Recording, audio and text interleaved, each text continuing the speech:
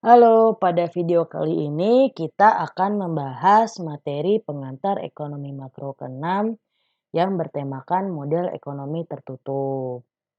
Nah, model ekonomi itu ada banyak ya, tapi yang akan menjadi fokus kita di mata kuliah pengantar ekonomi makro ada dua. Yang pertama model ekonomi tertutup, yang kedua model ekonomi terbuka. Nah, model ekonomi tertutup itu juga ada dua, model ekonomi dua sektor dan model ekonomi tiga sektor. Model ekonomi terbuka juga biasa disebut sebagai model ekonomi empat sektor. Sebelum kita membahas model ekonomi dua sektor, tiga sektor, atau bahkan empat sektor, kita harus tahu dulu dong ya, apa sih model ekonomi itu? Model secara umum definisinya adalah objek yang merepresentasikan atau mewakilkan bentuk dan cara kerja dari sesuatu. Contohnya, kalau kamu punya anak atau adik laki-laki, pasti dia punya dong ya mainan mobil-mobilan. Nah, mobil-mobilan ini selain dipakai untuk mainan anak, dibuat tujuannya untuk mewakili mobil benerannya. Karena nggak mungkin kamu kasih mobil beneran buat mainan anak. Bisa rusak kan mobilnya. Makanya dikasih aja mobil-mobilan sebagai perwakilan dari mobil benerannya. Nah, si mobil-mobilan ini bentuknya pasti mirip sama mobil aslinya. Ada bodi mobilnya, ada pintunya, jendelanya. Di dalamnya mungkin ada bangku sama setirnya. Terus ada ban mobilnya. Nah, cara kerjanya juga pasti mirip sama mobil aslinya. Karena ada roda ban bentuknya bundar. Kalau didorong sama anaknya, ngeng gitu ya. Dia maju ke depan gitu kan.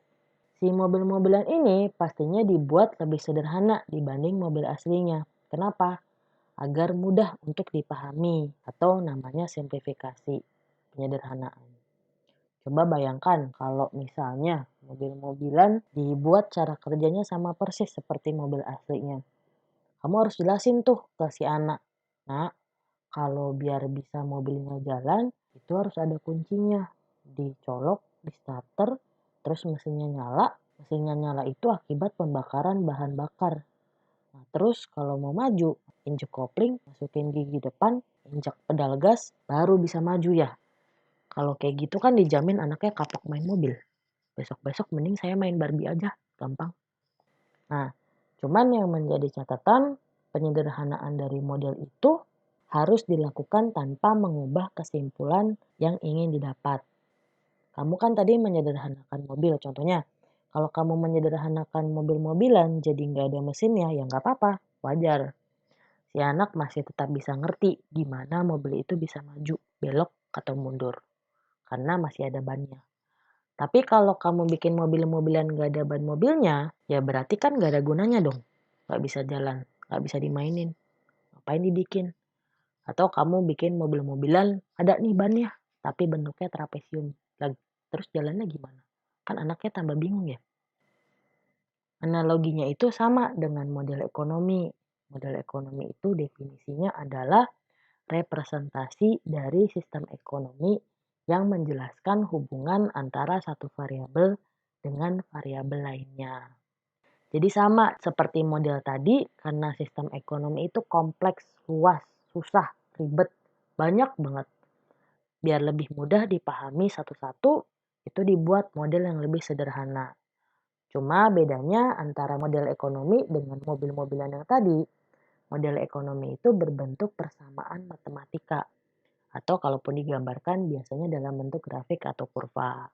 Nah, terus kamu pasti bertanya-tanya ya, itu di atas ada kata-kata variabel. Nih, ada kata-kata variabel. Variabel itu makhluk apa ya?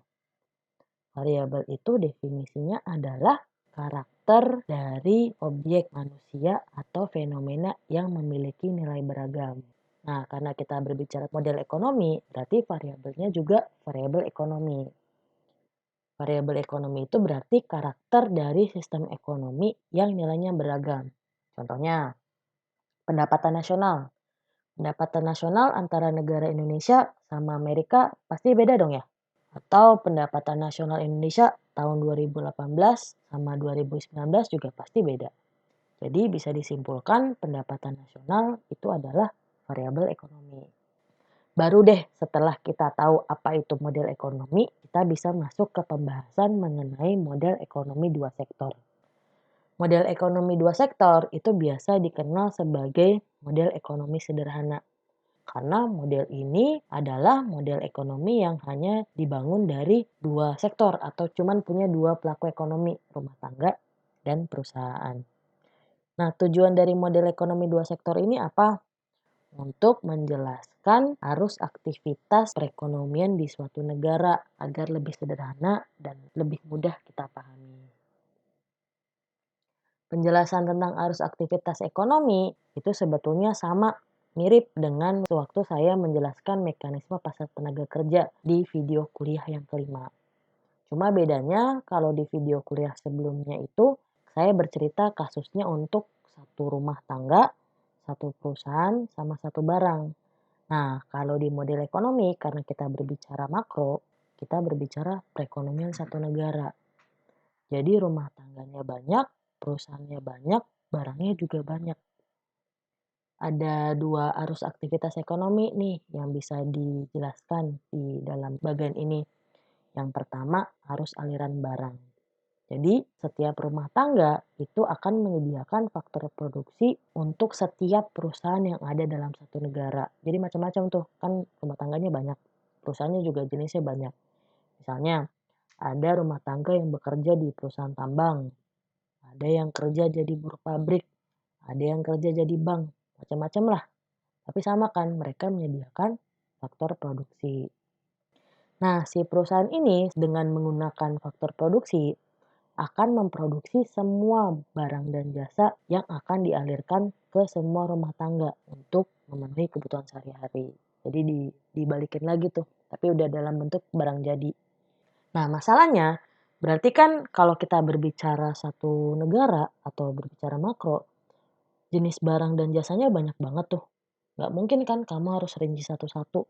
Berapa jumlah produksi telur, berapa jumlah apel, berapa jumlah ayam, berapa kulkas, berapa kutang, berapa jengkol di dalam satu negara.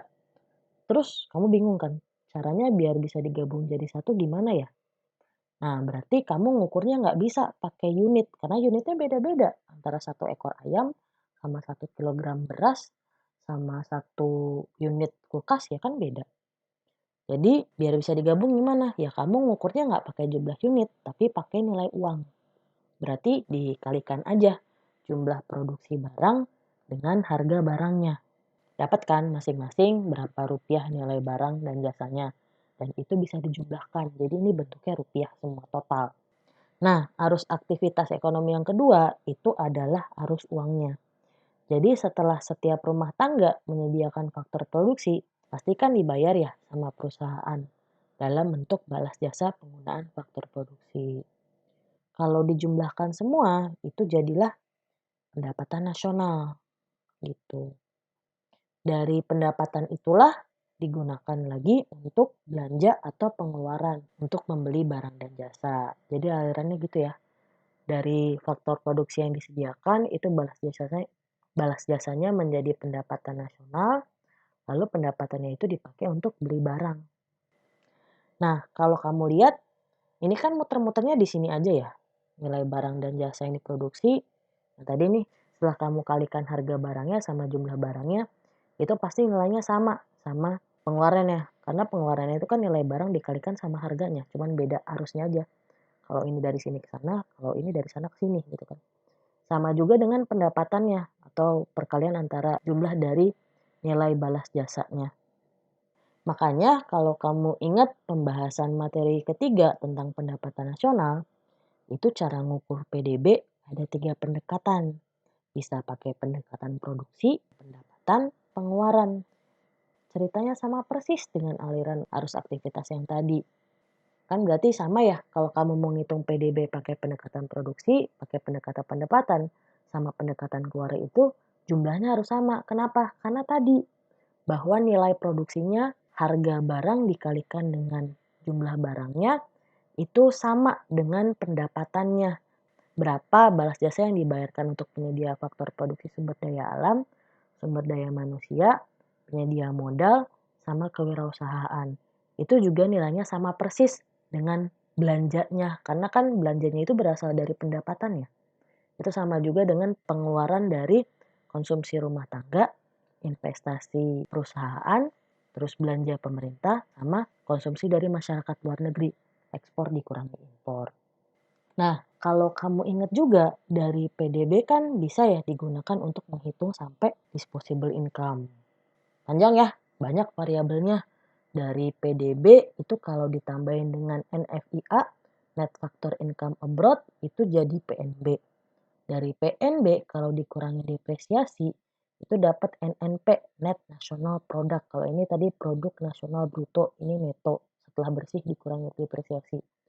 NNP ditambah subsidi dikurangi pajak tidak langsung, itu jadi NI, National Income atau pendapatan nasional. Dari NI dikurangi pajak perusahaan, dikurangi laba ditahan, ditambah transfer payment, itu jadi PI, Personal Income. Dari personal income dikurangi pajak langsung, baru deh dapat DI atau disposable income atau YD. Panjang ya, kalau ibarat kamu tadi anak umur 3 tahun yang pegang mobil-mobilan, terus langsung saya jelasin gabruk gini, pasti kamu langsung ngambek kan, kapok jadi mahasiswa ekonomi. Saya pindah jurusan aja deh bu, nggak sanggup, ya kan? Makanya sama seperti kasus model mobil-mobilan tadi, model ekonomi kita ini juga harus disederhanakan atau namanya asumsi. Nah, ada beberapa asumsi dari model ekonomi dua sektor yang bisa membantu kita agar modelnya lebih sederhana dan lebih mudah dipahami. Yang pertama, asumsinya ekonomi hanya memiliki dua sektor saja, rumah tangga dan perusahaan. Sesuai sama namanya ya. Berarti model ekonomi yang kita bahas sekarang cuma punya dua sektor. Nah, balik ke bagian yang ribet tadi, berarti kita bisa coret nih, nggak ada pemerintah ya. Kan cuma ada rumah tangga sama perusahaan. Berarti kita bisa coret G, pemerintah. Karena nggak ada pemerintah, berarti kita bisa coret juga pajak. Karena yang bisa menarik pajak itu cuma pemerintah. Berarti coret tuh pajak perusahaan, pajak langsung, pajak tidak langsung. Subsidi juga bisa kita coret ya, karena subsidi itu juga hanya bisa diberikan sama pemerintah. Berarti udah lebih simpel ya, ini kita udah coret beberapa variabel. Karena asumsi yang pertama. Lanjut. Asumsi yang kedua, sistem ekonomi tertutup.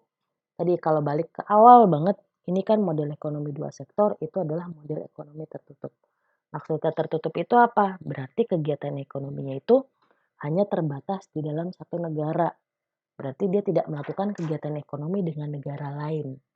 Nah, artinya asumsi ini kita bisa coret kan negara lain, si X nih, ekspor impor. Karena dia tidak mengirim atau menerima barang dari negara lain. Nah, karena tidak bertransaksi ekonomi dengan negara lain, berarti kita juga bisa coret nih NFIA. NFIA ini adalah penggunaan faktor produksi dari dan dalam keluar negeri. Dan lebih simpel ya, kita sekarang sudah bisa mencoret dua variabel lagi. Lanjut, asumsi yang ketiga. Fungsi konsumsi linear dan stabil. Nah, ini mungkin kita simpan dulu untuk pembahasan selanjutnya waktu kita membahas fungsi konsumsi. Tapi kamu ingat aja asumsi model ekonomi dua sektor itu memiliki fungsi konsumsi yang linear dan stabil. Lanjut ke asumsi yang keempat, investasi adalah nilai neto setelah dikurangi depresiasi. Balik ya ke bagian yang tadi.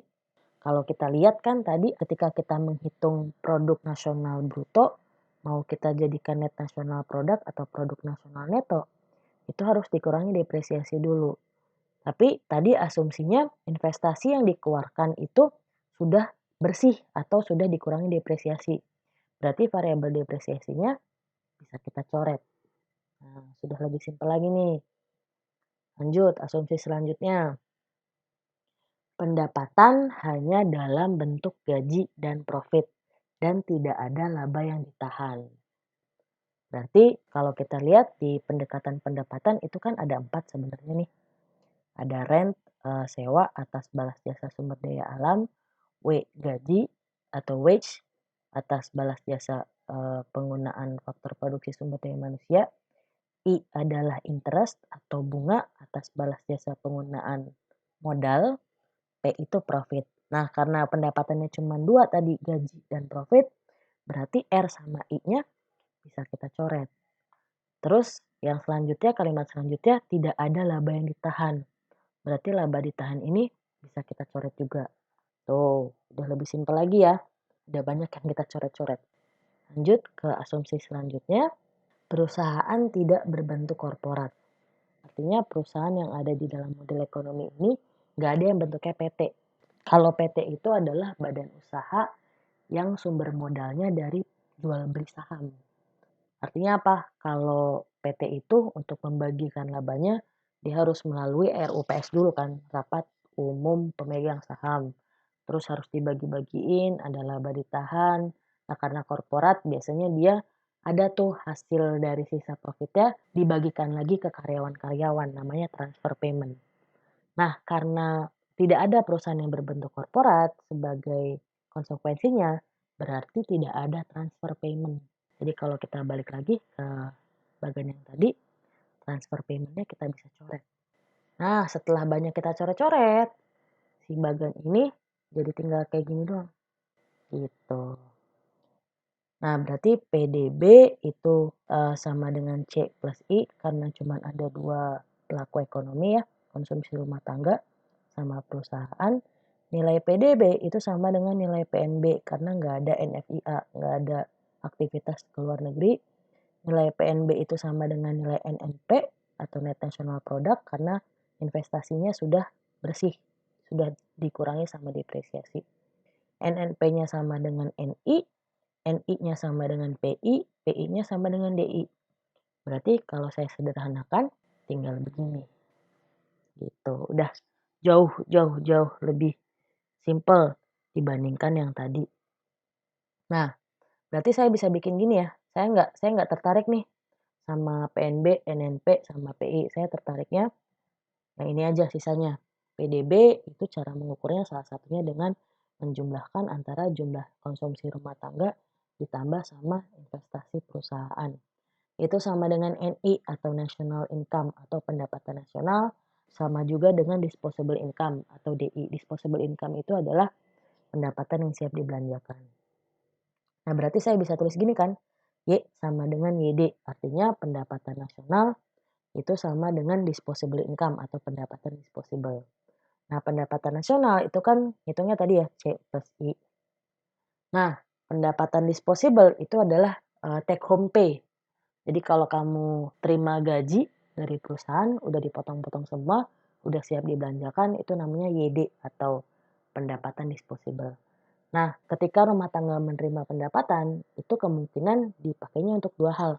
Yang pertama untuk konsumsi, kebutuhan sehari-hari atau C. Yang kedua ditabung atau S, saving gitu. Jadi kita bisa tulis C plus I itu dari Y ya. Y sama dengan C plus I, YD itu sama dengan C plus S. Berarti C plus I sama dengan C plus S. Nah, karena sama-sama ada C-nya, berarti saya bisa bikin gini ya. Bahwa di dalam model ekonomi dua sektor, jumlah investasi itu sama dengan jumlah tabungan. Nah, keterangan tambahannya yaitu adalah national income tadi atau pendapatan nasional, YD-nya itu adalah disposable income atau pendapatan yang siap dibelanjakan atau pendapatan disposable, C-nya adalah konsumsi rumah tangga, I atau S itu tabungan atau investasi. Nah, di video selanjutnya kita akan membahas ini sebetulnya konsumsi rumah tangga sama investasi itu ada fungsinya masing-masing. Ada namanya fungsi konsumsi, ada namanya fungsi tabungan atau fungsi investasi. Sekarang lanjut kita bahas komponennya satu-satu. Komponen yang pertama adalah konsumsi. Konsumsi itu definisinya adalah kegiatan yang meliputi memakai, mengurangi, atau menghabiskan nilai guna barang atau jasa untuk memenuhi kebutuhan sehari-hari. Artinya, konsumsi di dalam ilmu ekonomi itu nggak terbatas hanya pada makanan dan minuman aja. Contohnya, masyarakat Indonesia adalah salah satu konsumen smartphone terbesar di dunia. Artinya masyarakat Indonesia rutin mengkonsumsi HP. Tapi kan bukan dimakan juga. Nggak semua orang Indonesia bisa debus kan ya. Maksudnya mengkonsumsi di sini adalah memakai HP sesuai dengan kegunaannya sebagai alat komunikasi. Waktu kamu beli HP baru masih mulus ya. Nah, terus kamu pakai tuh sehari-hari, dibawa sambil jalan, mentok tembok, jatuh, LCD-nya retak. Dibawa ke kamar mandi, jatuh, masuk ke bak mandi. Sampai akhirnya sudah kamu aniaya sedemikian rupa dan gak bisa dipakai lagi. Baru tuh kamu beli HP baru. Nah, HP yang kamu pakai pasti sebelumnya harus kamu beli dulu dong. Artinya, barang dan jasa itu dibeli dengan pendapatan disposable yang didapatkan atas balas jasa penyediaan faktor produksi. Misalnya, kamu bekerja di perusahaan, berarti kamu menyediakan faktor produksi dalam bentuk sumber daya manusia. Yang sama perusahaan dibalas dengan upah atau gaji. Nah, pendapatan dari upah dan gaji itu yang kamu gunakan untuk konsumsi, untuk beli HP tadi. Konsumsi rumah tangga itu ada dua jenis. Yang pertama namanya autonomous consumption, yang kedua namanya induced consumption. Autonomous consumption itu definisinya konsumsi rutin yang harus dilakukan. Jadi meskipun masyarakatnya tidak punya pendapatan, tetap ada konsumsi rumah tangganya. Ini tuh jenis konsumsi yang kalau orang sedang menganggur, harus kepake uang tabungan atau belanja. Atau kalau nggak punya tabungan ya berarti ngutang. Dan autonomous consumption ini jumlahnya tetap atau konstan. Mau pendapatannya naik atau turun, jumlahnya segitu aja. Kalau induced consumption itu adalah konsumsi yang bertambah seiring bertambahnya pendapatan disposable.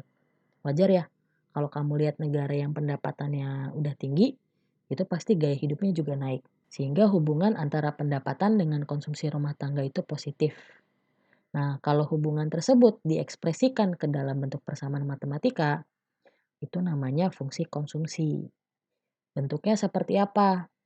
Kalau notasi rumah tangga itu C dan notasi pendapatan disposable itu YD, berarti saya bisa tulis fungsi konsumsinya C sama dengan fungsi dari YD. Pendapatan disposable adalah pendapatan nasional setelah dikurangi pajak atau take home pay. Berarti YD sama dengan Y min T, di mana Y-nya adalah pendapatan nasional, T-nya adalah pajak. Berarti saya bisa tulis fungsi konsumsinya C adalah fungsi dari Y min T. Nah, terus kalau kita balik ke asumsi model ekonomi dua sektor di nomor 1 ya, ekonomi hanya memiliki dua sektor. Artinya apa? Nggak ada pemerintah yang berhak menarik pajak. Jadi kalau kita balik, T-nya sama dengan 0. Saya masukin T-nya ke dalam fungsinya, C sama dengan fungsi dari Y min 0. Karena 0 nggak ada gunanya, berarti bisa saya buang ya. C sama dengan fungsi dari Y. Atau konsumsi adalah fungsi dari pendapatan nasional. Nah, kalau kamu ingat lagi, asumsi model ekonomi sektor yang nomor 3, itu disebutkan fungsi konsumsi linear dan stabil. Fungsi linear itu punya bentuk umum. Bentuk umumnya adalah Y sama dengan A plus BX. Di mana Y-nya itu adalah variabel dependent atau variabel yang dipengaruhi. X itu adalah variabel independen atau variabel yang mempengaruhi variabel lain. Di fungsi konsumsi ini, variabel dependennya kan C. Atau konsumsi, variabel independennya adalah Y atau pendapatan. Jadi fungsi konsumsinya bisa saya tulis begini ya, C sama dengan A plus BY. Di mana A-nya itu adalah autonomous consumption yang jumlahnya konstan dan BY-nya adalah induced consumption yang jumlahnya dipengaruhi oleh Y atau pendapatan. Nah, fungsi konsumsi tadi kalau kita gambarkan ke dalam kurva jadi begini. Sumbu Y-nya adalah konsumsi rumah tangga atau C, dan sumbu X-nya adalah Y atau pendapatan.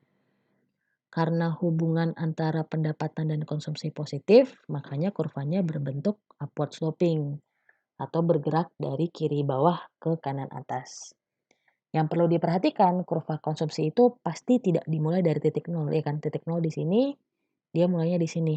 Karena titik ini adalah nilai A-nya, si autonomous consumption atau konsumsi rumah tangga pada saat Y-nya sama dengan 0.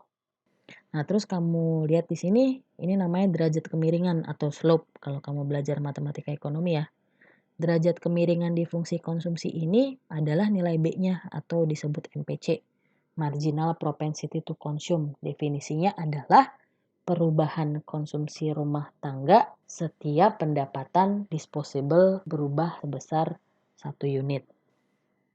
Karena pengaruh pendapatan terhadap konsumsi rumah tangga positif, berarti nilai B-nya positif ya.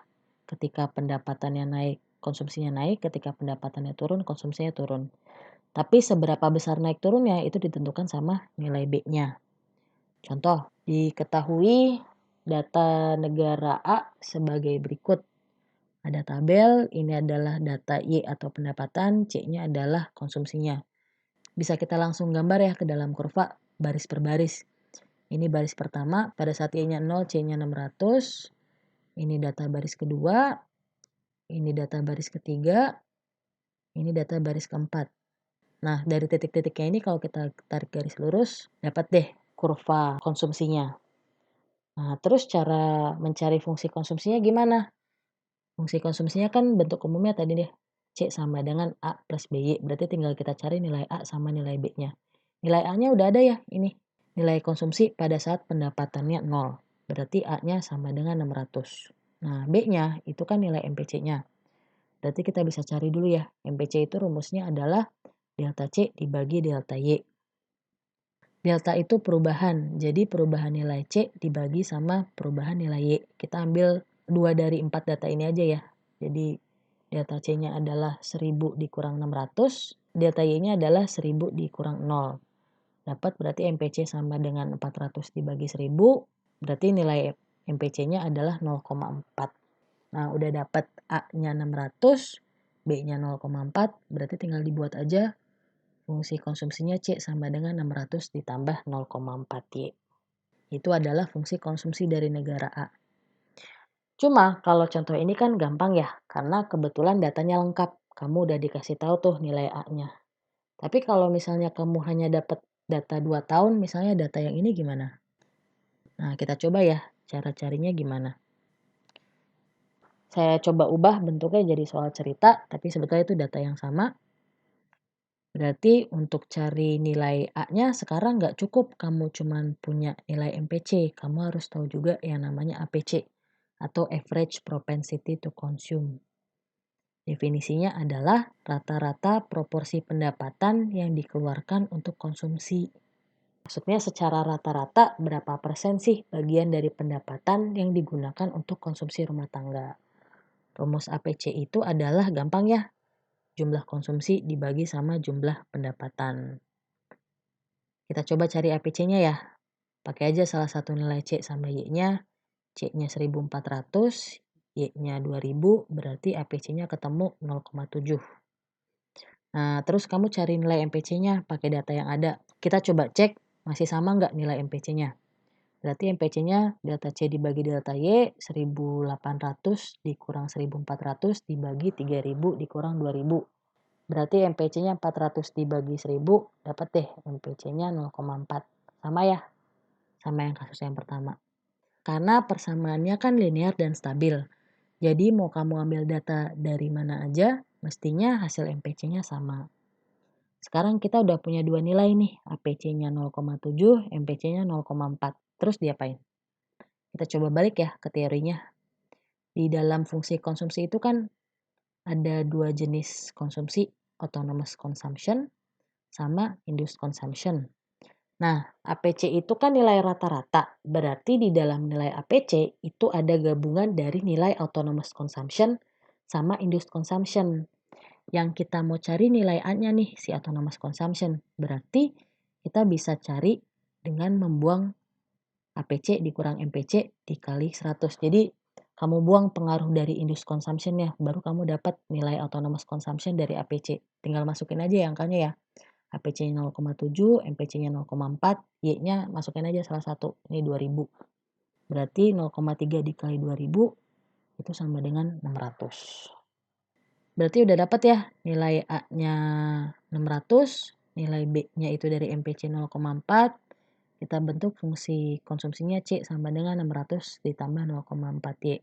Kita bandingin coba sama cara yang pertama. Cereng, sama kan? Jadi gitu ya caranya langkah mencari fungsi konsumsi dari data pendapatan dan konsumsi rumah tangga. Lanjut, ada juga nih namanya keseimbangan tingkat konsumsi. Itu makhluk apa lagi, Bu? Keseimbangan tingkat konsumsi itu definisinya adalah kondisi pada saat seluruh pendapatan nasional digunakan untuk konsumsi rumah tangga atau namanya break even point BEP. Gampangnya ya, itu pada saat Y sama dengan C. Secara grafik, si BEP ini berbentuk garis lurus dengan sudut 45 derajat. Nah, coba kita gambar dulu. Sumbu Y-nya adalah C, sumbu X-nya adalah Y, sama ya. Berarti sama tuh. Pokoknya kalau Y-nya 1000, ya C-nya juga 1000. Kalau Y-nya 2000, C-nya juga 2000. Kalau Y-nya 3000, ya C-nya juga 3000. Kalau ditarik garis, berarti jadi garis dengan sudut kemiringan 45 derajat. Itu adalah garis BEP-nya. Nah, secara grafik, keseimbangan tingkat konsumsi itu terjadi pada saat kurva konsumsi berpotongan dengan garis BEP. Berarti kita harus pertemukanlah si garis BEP dengan kurva konsumsinya. Kita pakai data dari negara A yang tadi ya. Sebetulnya terlihat kan dari tabel pada saat Y-nya 1000, C-nya juga 1000. Ya kan? Y-nya 1000, C-nya 1000. Berarti pas di titik potongnya ini antara garis BEP dengan kurva konsumsinya. Nah, terus kalau misalnya kamu nggak punya datanya, cuman punya informasi tentang fungsi konsumsinya, gimana cara cari keseimbangannya? Tenang aja, banyak jalan menuju. Ya, kamu tahu lah maksud saya. Nah, kita pakai pegangan yang tadi ya, pada saat Y sama dengan C.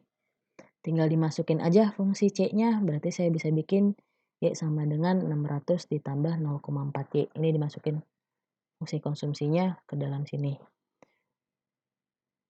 0,4 Y-nya bisa saya pindahin ke kiri ya, disatuin sama Y yang jomblo itu. Jadi Y dikurang 0,4 Y sama dengan 600. Nah, di depan Y jomblo itu kan sebetulnya ada angka 1, cuman nggak ditulis aja. Jadi saya bisa bikin gini kan. Berarti 1 dikurang 0,4 itu 0,6 Y sama dengan 600. Y-nya itu berarti 600 dibagi 0,6. 1000. Kita coba tes ya, apakah benar pada saat pendapatannya 1000, konsumsinya juga 1000. Masukin aja C sama dengan 600 ditambah 0,4, Y-nya masukin 1000, 600 ditambah 400, jadi 1000. Sama ya, berarti benar kondisi keseimbangan tingkat konsumsi itu tercapai pada saat pendapatannya sama dengan 1000. Nah, pembahasan kita tentang fungsi konsumsi sampai situ dulu. Kita lanjut ke komponen kedua dari model ekonomi dua sektor, tabungan. Tabungan itu definisinya adalah bagian dari pendapatan disposable yang tidak digunakan untuk konsumsi rumah tangga. Karena di dalam pendapatan disposable itu ada konsumsinya, maka terdapat hubungan fungsional antara tabungan, konsumsi, dan pendapatan. Hubungan tersebut dinyatakan dalam bentuk fungsi tabungan. Nah, untuk membentuk fungsi tabungan, kita flashback dulu nih ke sini. Kelihatan ya, disposable income itu sama dengan konsumsi ditambah tabungan.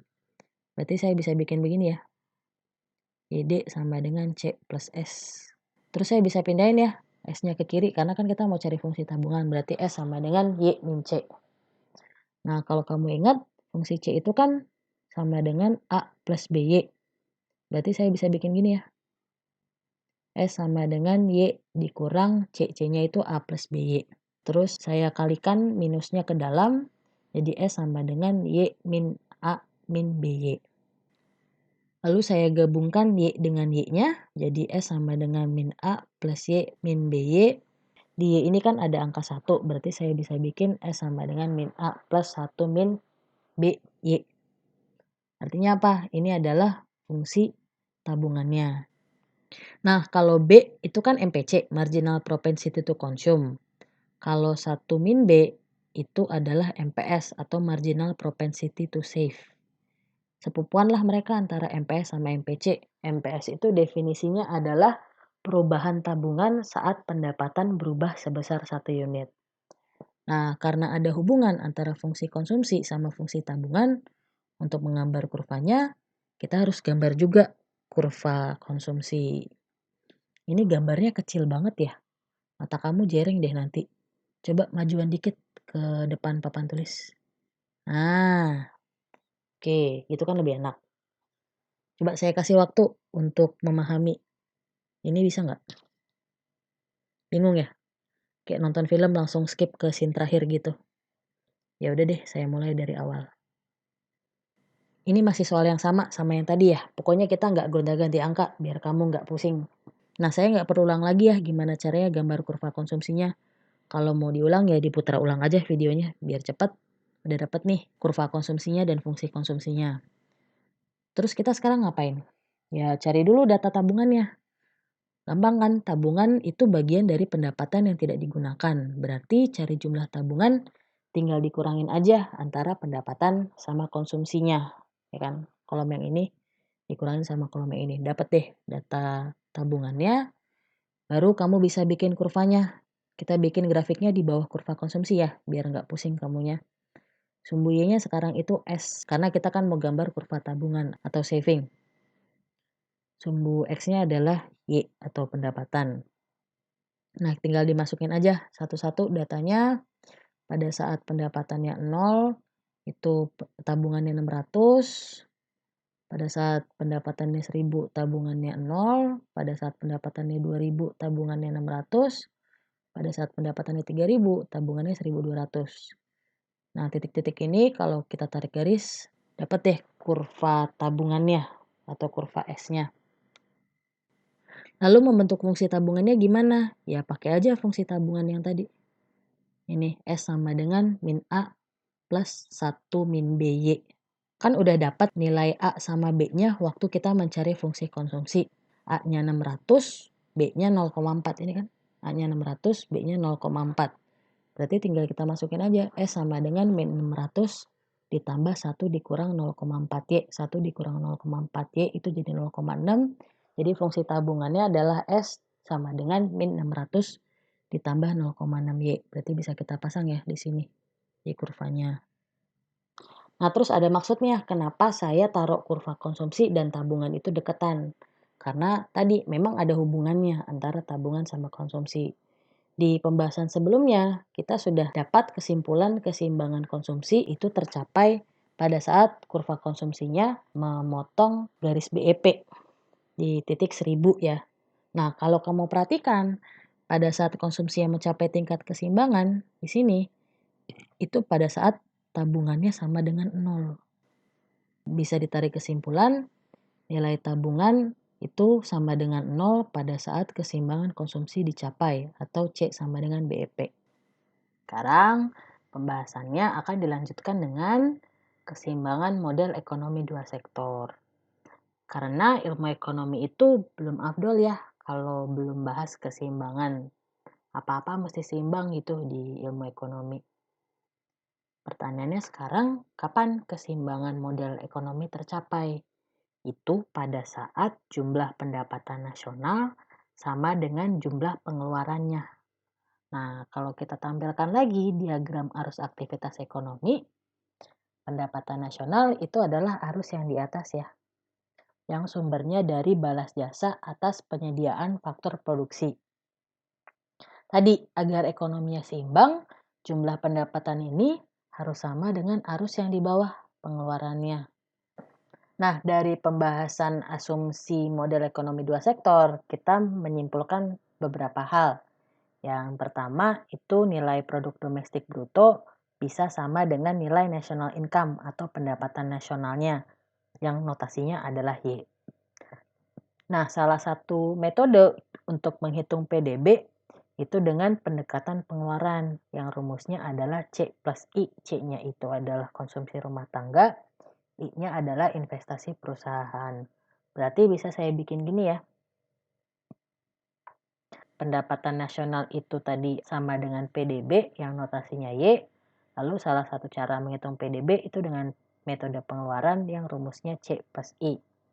Nah, karena keseimbangan model ekonomi dua sektor itu terjadi pada saat pendapatan sama dengan pengeluaran, berarti saya bisa bikin gini ya persamaannya. Y sama dengan C plus I, di mana Y-nya adalah pendapatan nasional, C-nya adalah konsumsi rumah tangga, dan I-nya adalah investasi. Si fungsi konsumsi itu sudah kita bahas di part sebelumnya. Tapi investasi belum ya. Investasi ini beda dengan tabungan secara teori. Sehingga perlu kita bahas dulu tuh. Apa sih investasi itu? Investasi definisinya adalah pengeluaran yang dilakukan oleh perusahaan untuk membeli barang modal.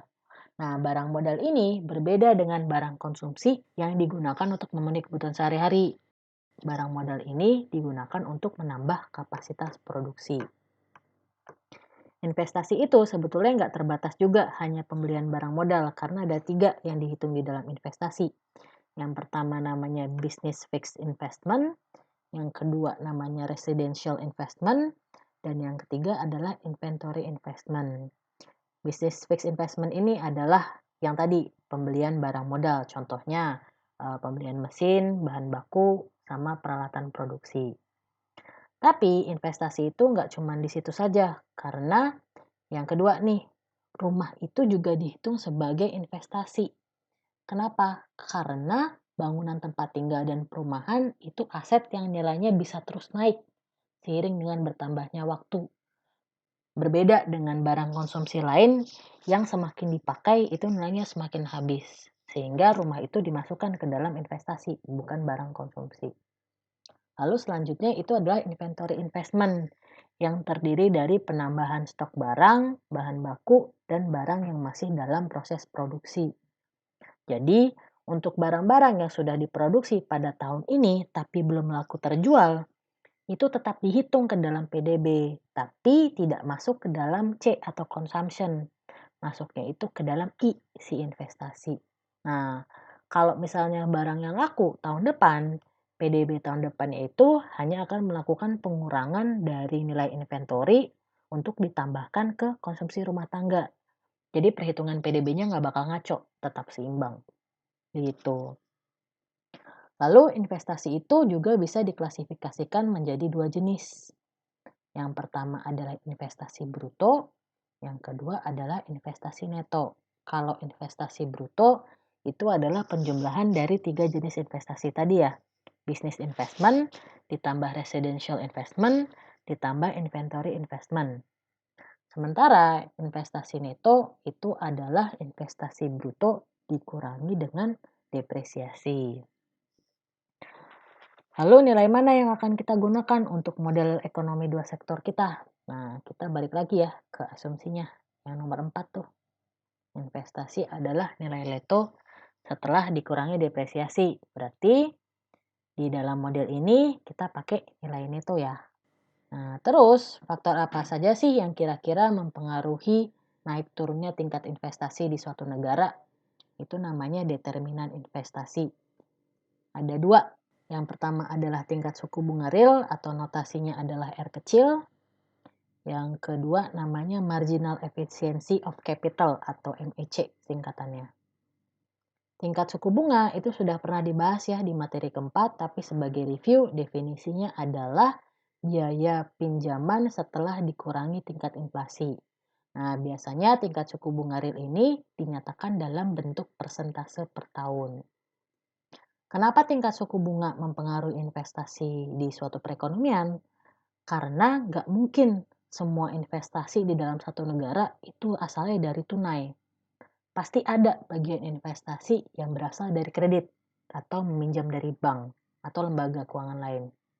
Nah, ketika kamu meminjam uang di lembaga keuangan, pasti kamu harus membayar bunganya. Misalnya, ketika seseorang meminjam ke bank 100 juta untuk modal usaha. Terus si bank bilang, oke saya pinjemin 100 juta, tapi pakai bunga ya 10%.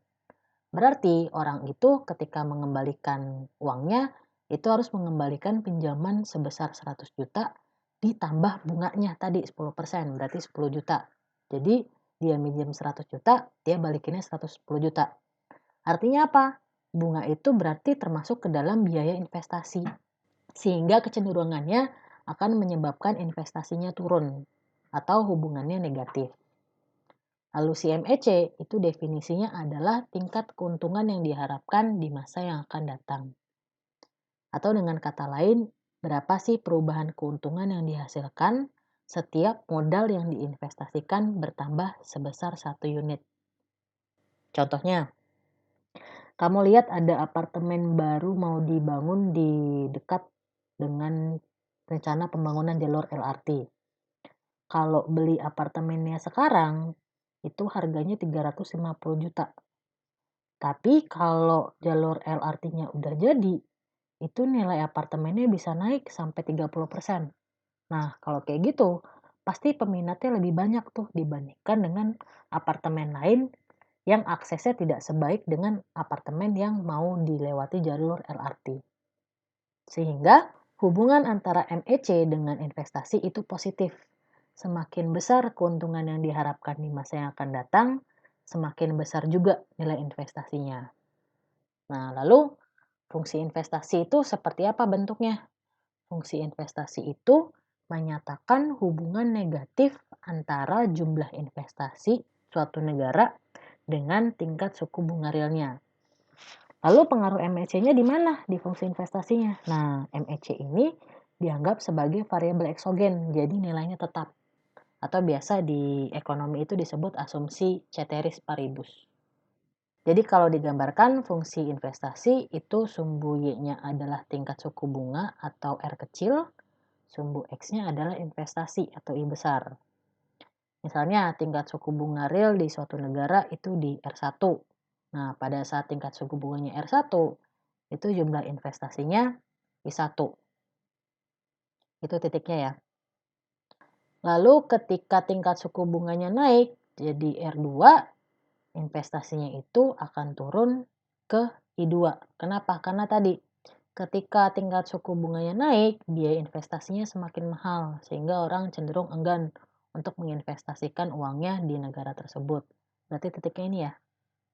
Nah, kalau ditarik garis, kita bisa membuat kurva investasinya yang merupakan fungsi dari tingkat suku bunga real dan MEC berbentuk downward sloping karena tadi dia menggambarkan hubungan yang negatif ketika tingkat suku bunganya naik, investasinya turun.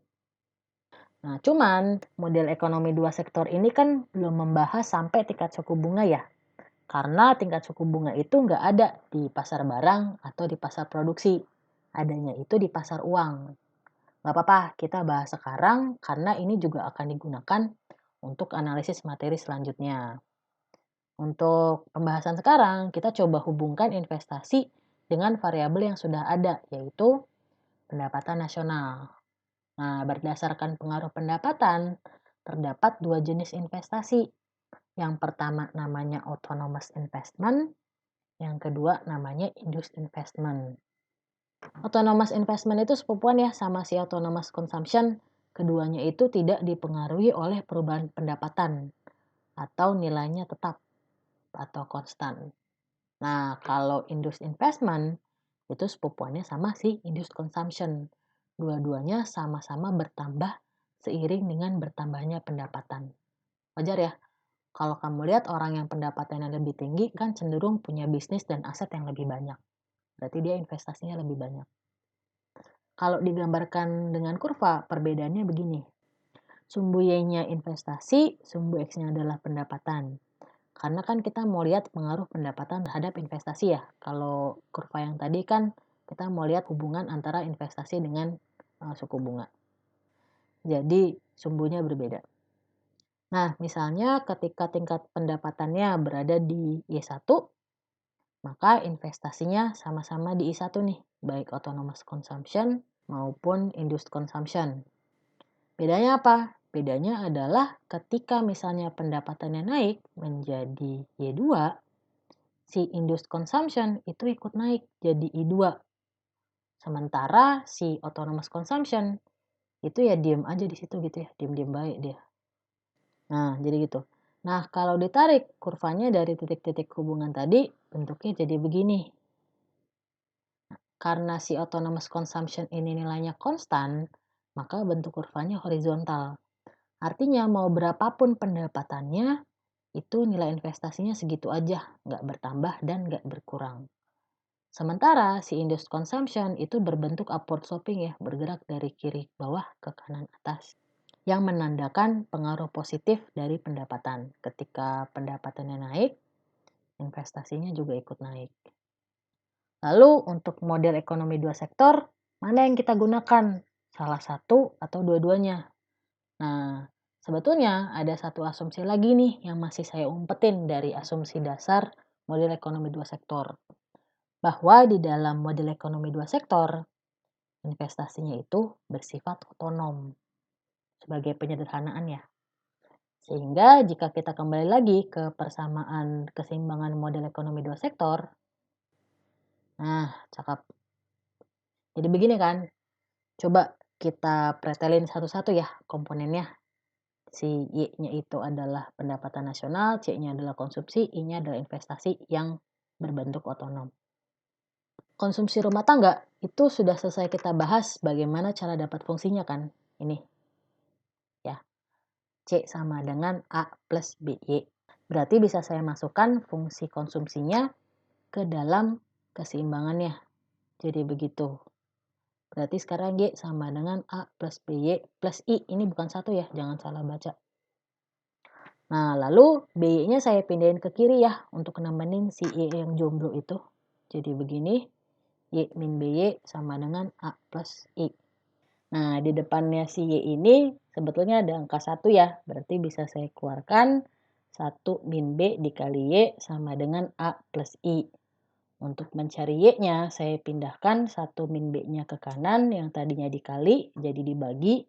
Sehingga untuk mencari keseimbangan model ekonomi dua sektor itu dicapai pada saat pendapatan nasional atau Y-nya sama dengan A plus I dibagi 1 min B.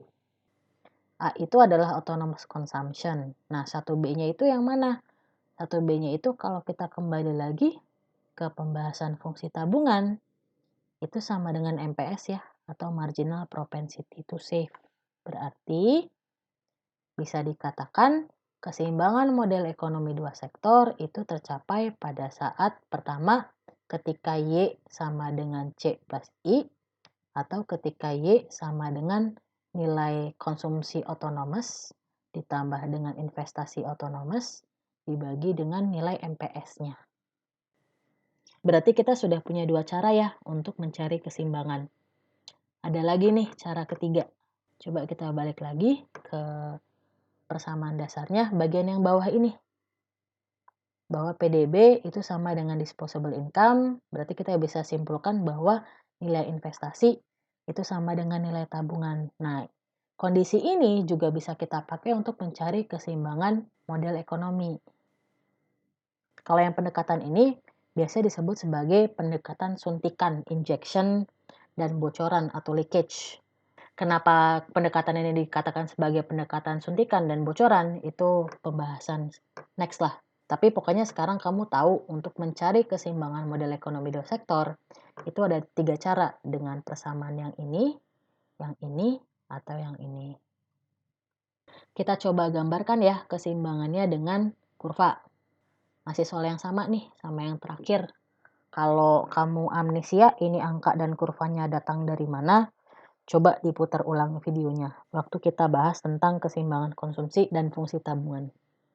Tapi sekarang kita pokoknya udah tahu ya bahwa ini adalah gambar dari keseimbangan konsumsinya, ini adalah gambar dari fungsi tabungannya, fungsi konsumsinya 600 plus 0,4Y, fungsi tabungannya adalah min 600 plus 0,6Y, lalu ada datanya. Sekarang kita mau ngapain? Nah, ada informasi tambahan nih. Diketahui nilai investasi otonomnya $600 misalnya. Nah, karena investasinya otonom, berarti nilainya konstan ya. Jadi saya bisa tambahin satu tabel isinya investasi. Itu rata tuh. 600 saja pokoknya. Kan? Karena nilainya konstan. Sekarang kita mau cari di tingkat pendapatan berapa keseimbangan ekonomi terjadi. Ada dua cara kan tadi. Bisa dengan Y sama dengan C plus I. Atau I sama dengan S. Berarti kita hitung dulu ya. C plus I itu berapa? Kolom yang ini ditambah sama kolom yang ini. Dapat deh, jreng, gitu kan ya. Kalau kamu perhatiin antara nilai C-nya sama C plus I-nya itu kan cuma selisih 600 sama tuh rata. Berarti harusnya si kurvanya itu bakal naik sejajar dengan selisih 600. Jadi kayak gini nih. Jreng, itu kan naik. Yang tadinya dia mulainya di 600, sekarang dia mulainya di 1200. Nah, terus kamu kan mau cari nih titik keseimbangannya. Kalau kamu perhatikan, ini agak berbeda ya gambarnya. Kalau yang tadi kan ini C nih. Ini adalah Y sama dengan C. Nah, kalau kita mau cari keseimbangan ekonomi, itu sekarang kurva ini adalah C plus I. Kurva ini adalah sama ya, garis lurus 45 derajat yang menggambarkan tingkat keseimbangan pada saat pendapatan Y sama dengan E itu expenditure atau pengeluaran. Nah, si sumbu X-nya juga berubah, sekarang nggak lagi C, tapi kita memasukkan expenditure, C plus I. Nah, kalau kamu perhatikan di di tabelnya, itu kapan sih terjadi? Tuh, pada saat ini kan. Pada saat tingkat pendapatannya 2000, itu jumlah pengeluarannya juga sama, C plus I-nya sama-sama 2000. Berarti di titik ini nih. Ya kan? Pada saat pendapatannya 2000, expenditure-nya atau pengeluarannya juga 2000. Berarti titik keseimbangannya di sini. Nah, kalau kamu perhatiin juga, ini kan ada dua nih cara. Bisa pakai cara yang ini, bisa juga pakai cara I sama dengan S. Kita coba ya gambar kurva investasinya. Kurva investasinya kan berarti kan lurus aja nih, 600 sama. Kayak gini ya. Nah, kalau kamu perhatiin, ini berpotongan juga kan, si S sama si I itu sama pada saat 2000. Jadi pada saat pendapatannya itu 2000, si jumlah tabungan sama jumlah investasinya itu sama-sama 600. Jadi sama ya. Kalau diperhatikan tuh nyambung tuh. Berarti kesimpulannya sama saja. Kamu bisa mencari keseimbangan dengan cara yang pertama, dengan rumus Y sama dengan C plus I, atau dengan rumus I sama dengan S. Ini kan enak ya, kamu dapat angkanya, udah dapat gambarannya, data aslinya, udah tahu nih rinciannya. Tapi kalau kamu cuma dapat fungsi konsumsinya aja sama fungsi investasinya, gimana caranya? Kamu tahu pendapatan nasionalnya. Ya gampang kan, tinggal dimasukin aja rumus yang tadi tuh ada 3. Yang ini, atau yang ini. Kita coba aja 3-tiganya ya. Tuh. Kalau yang ini kan berarti Y sama dengan C plus I. Berarti masukin fungsi konsumsinya ya. Fungsi konsumsinya 600 plus 0,4 Y. I-nya itu adalah 600. Berarti ini bisa ditambah ya. 600 tambah 600. 0,4 Y-nya saya pindahin ke kiri. Jadi min 0,4 Y. Nah, terus ini berarti 1 dikurang 0,4 Y sama dengan 600 tambah 600, 1200. Berarti untuk cari Y-nya itu 1 dikurang 0,4, 0,6 dipindahin ke kanan. Jadi 1200 dibagi 0,6 dapat 2000. Sama kan tadi pada saat tingkat keseimbangannya 2000. Cara yang ini juga sama. Dari fungsi konsumsi 600 ditambah 0,4 Y. Kan bentuk dasar dari fungsi konsumsi itu A plus BY. Berarti A-nya itu 600, B-nya itu 0,4. Ya udah tinggal dimasukin aja. 600 ditambah I-nya itu kan 600 sama ya. Tuh, I-nya 600 dibagi sama 1 min B-nya itu 0,4. 1 min 0,4. Berarti sama juga dapat 2000. Cara yang ketiga sama juga nih. Sekarang kita pakai fungsi tabungan. Fungsi tabungan itu bentuknya min A plus 1 min BY.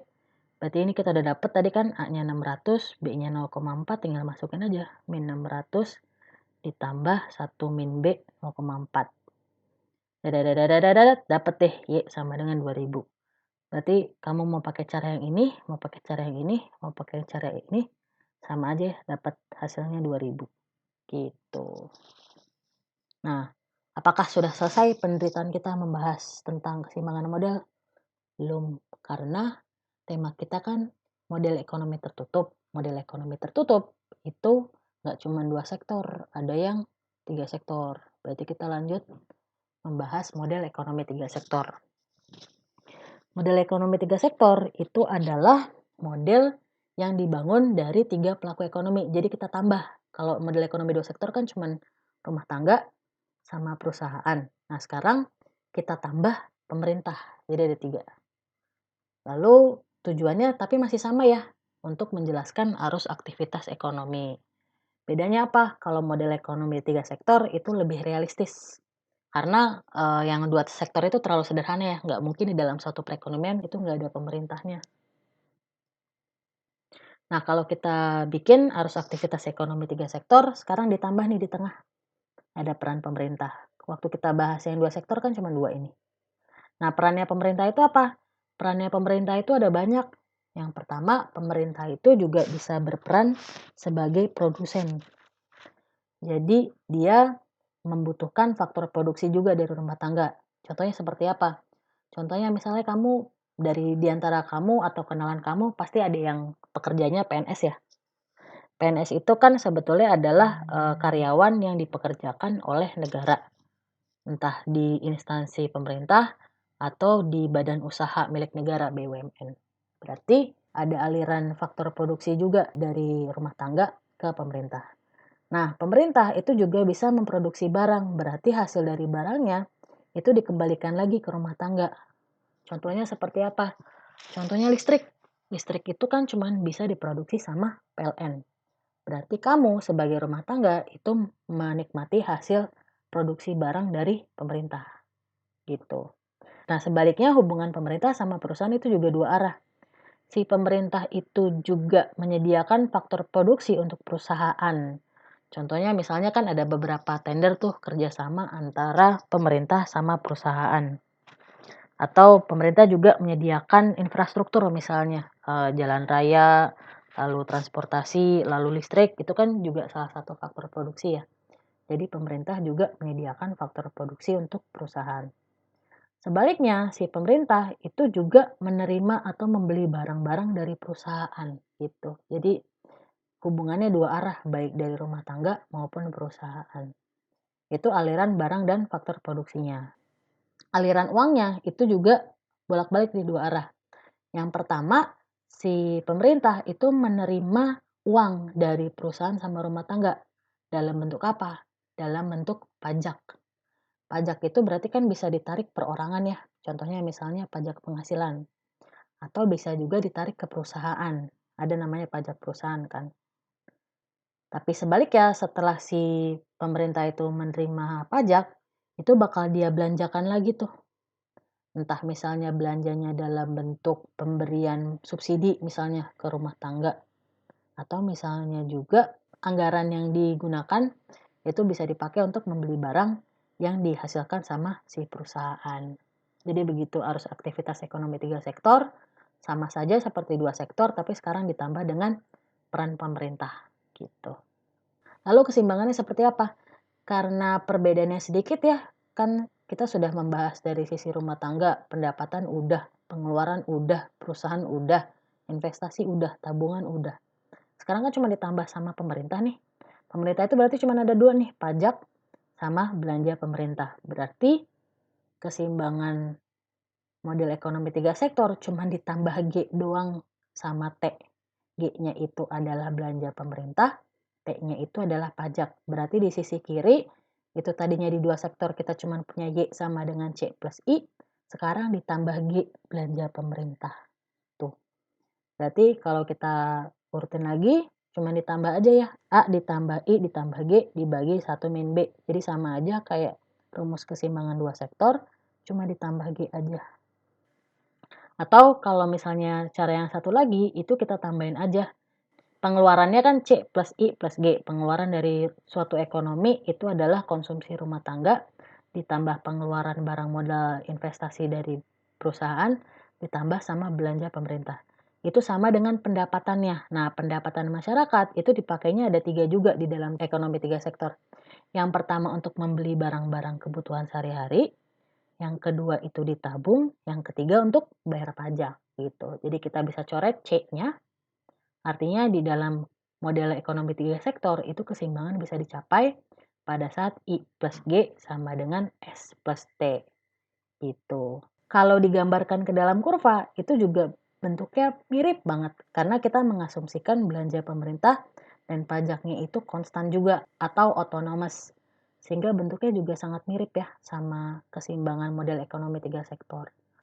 Di materi selanjutnya mungkin kita akan bahas lebih dalam lagi bagaimana aplikasi dari keseimbangan model ekonomi 3 sektor.